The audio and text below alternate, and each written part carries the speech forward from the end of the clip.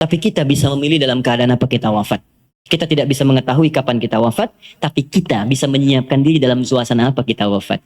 Kata para ulama, kalau Anda ingin selalu baik, maka rasakan dan bayangkan saat terfikir berbuat maksiat, rasakan seketika Allah akan mewafatkan Anda pada saat itu. Maka demi Allah Anda akan dijaga dalam kebaikan. Antum kembali ke kantor sekarang, ada yang ngajak korupsi misalnya, disogok, bayangkan saat disogok Anda wafat. Apa tidak malu Anda ikut ta'lim, ikut ini, wafat dalam keadaan menerima sogokan? Ketika Anda ingin menghujat orang lain lewat tulisan, lewat kata-kata, bayangkan saat menghujat Anda diwafatkan. Ya, apa tidak malu ikut ta'lim tiap waktu tapi diwafatkan dalam keadaan mencela orang lain? Sayang. Makanya kalau orang baca iftitah atau istiftah dengan bacaan ini dan tidak lebih baik setelah sholat, ada yang salah dengan kata-katanya. 1, 2, 3, 4, 10. Hari ini 50 salah. Ya Allah, berarti saya harus cari 50 amalan untuk menutup yang salah ini. Salah harus ditutup oleh soleh. Berarti saya harus mengerjakan amal soleh untuk menutup yang salah. Bagaimana caranya? Ingat, cari amalan yang cerdas ya. Cerdas. Yang amalan ringan tapi pahalanya banyak. Kalau kesalahan itu kan 1 kali salah dihitung 1 kan? Tapi kalau amalan kebaikan 1 dihitung berapa? 10. Cari lagi amalan yang berlipat seperti bacaan Quran. Bacaan Quran itu 1 hurufnya 10 kebaikan. Jadi begitu Anda melakukan, tak sadar nih ada kesalahan nih 30 misalnya. Begitu Anda baca Quran, alif lam mim, yang bukan dosa besar, Alif 1 huruf, lam 1 huruf, mim 1 huruf di hadis Nabi At-Tirmidzi hadis 2910. Ya kan? Maka seketika yang kita nggak duga salah itu dihilangkan oleh Allah. Hilang. Makanya nggak baca Quran sehari itu rugi. Demi Allah rugi saya katakan. Karena dia nggak sadar beberapa kesalahan dia tidak tergugurkan dalam kesehariannya itu. Coba kalau mau hitung-hitung. Aduh saya salah 5 nih. Berarti harus saya tutup. Nun. Selesai. Bang. Itu orang hitungan. Balik sini. Tapi kalau Anda merasa seperti tadi, aduh nggak terhitung nih, banyak kesalahannya, nggak bisa keukur, maka rubah jamaknya menjadi jamaknya yang kathrah, khataya. Jadi ada jam'ul qillah, jamak tapi masih bisa terhitung. Ada jam'ul kathrah di ilmu nahwu, jamak tapi sulit untuk dihitung saking banyaknya. Banyak. Rubah kalimatnya dari akhta jadi khataya. Paham? Nah, terus Anda ngaku. Saya memang mengakui ya Allah banyak salah seperti tadi itu. Ngaku banyak.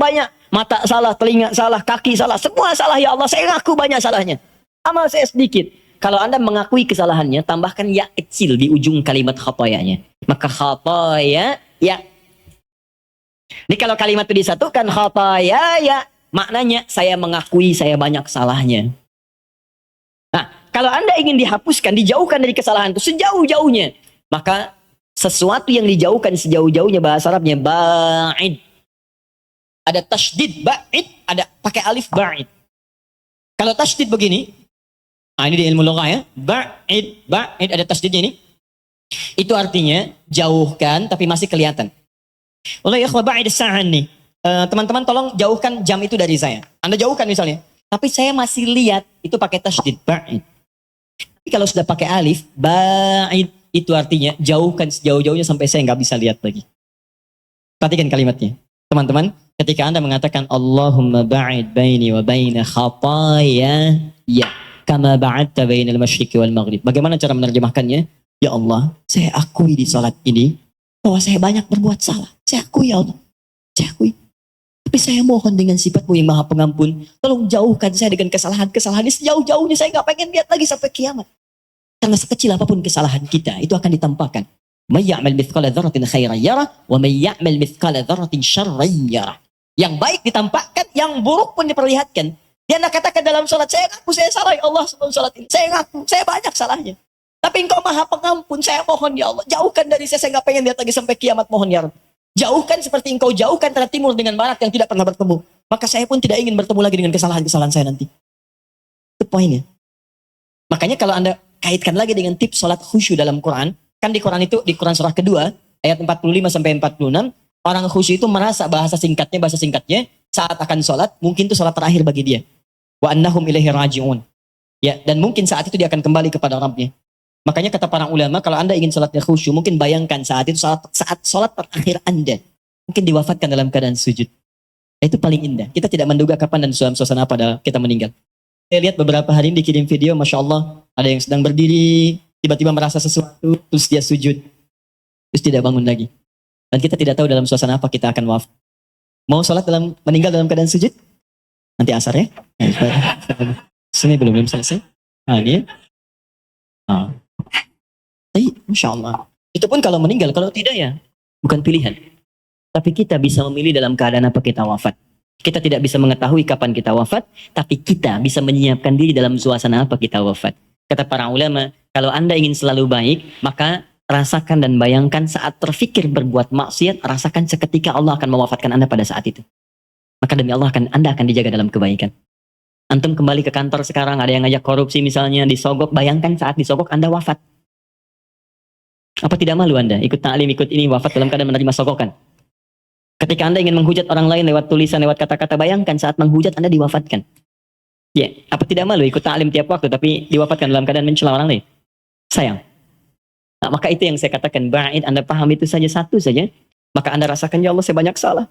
Bagaimana kalau saat ini salat terakhir saya?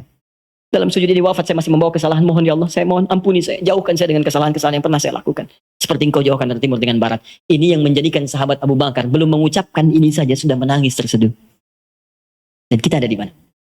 Nah, dalam salat malam, cobalah pahami itu. Nah, dalam salat malam Nabi lebih banyak membaca yang panjang-panjang seperti yang wajah tuh. Itu indah. Kenapa dibaca yang wajah tuh? Salah satu yang roba Jibril, roba Mikail. Kenapa yang dibaca itu? Karena salat malam itu, waktu malam hari, buka Quran surah ke-73 ayat yang ke-6. Karena waktu malam itu, waktu yang paling tepat untuk menyentuh jiwa kita. Bacaan-bacaannya lebih menghunjam kepada jiwa. Inna nasyi'atal laili hiya asyaddu wat'aw wa aqwamu qila. Sungguh bangun malam, salat malam itu asyaddu wat'a, lebih menyentuh kata-katanya kepada jiwa kita. Wa aqwamu qila, dan kalimat kita itu lebih meresap pada jiwa. Gak percaya silahkan Anda bangun malam ya, bandingkan dengan salat siang, itu lain khusyuknya. Akan terasa nikmat malam. Kalimat-kalimatnya cepat menyentuh pada jiwa kita. Makanya mencari kalimat-kalimat, doa-doa, bacaan-bacaan yang sentuhan ke jiwanya lebih dalam. Wajjahtu wajhiya lilladzi fataras samawati wal arda hanifan muslima wa ma ana minal musyrikin. Duhai Allah, malam ini aku bangun, ku hadapkan sepenuhnya diriku ya Allah, aku pasrahkan kepadamu penguasa langit dan bumi. Aku berjanji tidak akan musyrik selama hidup ya Allah. Inna salati wa nusuki wa mahyaya wa mamati lillahi rabbil alamin. Duhai Allah, sungguh salatku malam ini, semua ibadahku, hidupku, atau engkau wafatkan aku di malam ini. Wa mamati. Atau engkau wafatkan aku di malam ini. Saat Anda bangun malam jam 2, ada kalimat itu Anda ucapkan dan Anda paham artinya. Atau engkau wafatkan aku di malam ini ya Allah. Lillahi rabbil alamin. Ikhlas. Kalau itu sudah ketetapanmu Tuhan penguasa alam. La syarika lahu bidzalika umirtu ana minal muslimin. Dan saya ikrarkan mulai hari ini ya Rabb, saya tidak akan berbuat dosa-dosa apalagi musyrik. Dan seperti itu saya diperintahkan, saya komitmen mengerjakan hamba yang terbaik. Wa ana minal muslimin. Dan kalau saya diberikan kesempatan untuk hidup esok hari atau sekarang saya wafat, saya berjanji akan jadi orang Islam yang lebih baik lagi. Saya akan makin patuh. Makanya kalau orang baca iftitah atau istiftah dengan bacaan ini dan tidak lebih baik setelah sholat, ada yang salah dengan kata-katanya. Tapi itu indah saat dibacakan di malam hari. Cobalah malam bangun, hadirkan suasana itu, baca dengan baik. Dan itu nyaman ke jiwa kita. Ya, kita lebih butuh kalimat-kalimat itu untuk menyentuh jiwa dibanding kesibukan. Sekarang malam itu dibuat seperti siang. Padahal kata Quran, waja'alna al-laila libasa waja'alna an-nahara ma'asya.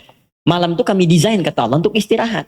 Siang untuk aktivitas. Sekarang orang dipaksa beraktivitas di malam hari. Ya, maaf ya, yang Piala Dunia itu mereka masih siang, kita yang nontonnya malam. Kita yang malam, mereka siang. Jadi kalau teman-teman Anda bisa memutar kembali apa yang Anda bisa lihat siang harinya, kenapa Anda korbankan waktu malam Anda? Karena setiap metabolisme tubuh kita itu ketika diporsir untuk beraktivitas, dia akan menuntut gantinya. Malam istirahat, Anda 7 jam, Anda pakai 2 jam aktivitas, besoknya dia nuntut 2 jam untuk istirahat. Supaya ada kebiasaan perputaran bagian dari tubuh kitanya. Karena itu coba kita pahami ya, orang-orang di luar itu desainnya luar biasa. Kita dipaksa untuk mengerjakan sesuatu yang mereka nggak lakukan. Kayak rokok misalnya. Ya, pengusaha rokok, pembuat rokok di luar, mereka nggak merokok, dikirim ke kita. Itu yang repot gitu kan. Kadang-kadang kita harus melihat dengan lebih dalam untuk memahami bahwa ada sesuatu yang harus kita saring kembali. Jangan mencela orang lain, itu strategi mereka. Tapi kita bisa memilih untuk mendapatkan yang baik atau meninggalkan yang buruk dalam kehidupan. Jelas ya? Baik, ini yang iftitah surah terakhir dan saya berhenti di sini dan saya mohon maaf barangkali ini bagian terakhir dari sesi bahasan. Untuk sementara saya tidak membuka tanya jawab dulu karena kami jam 3 harus sudah berada di Bekasi untuk bisa menyerahkan beberapa teman-teman yang akan berangkat haji pada tahun ini. Persyaratannya kami koordinasikan, itu harus diserahkan hari ini. Ya, jadi mohon pengertiannya ya teman-teman sekalian. Surah terakhir.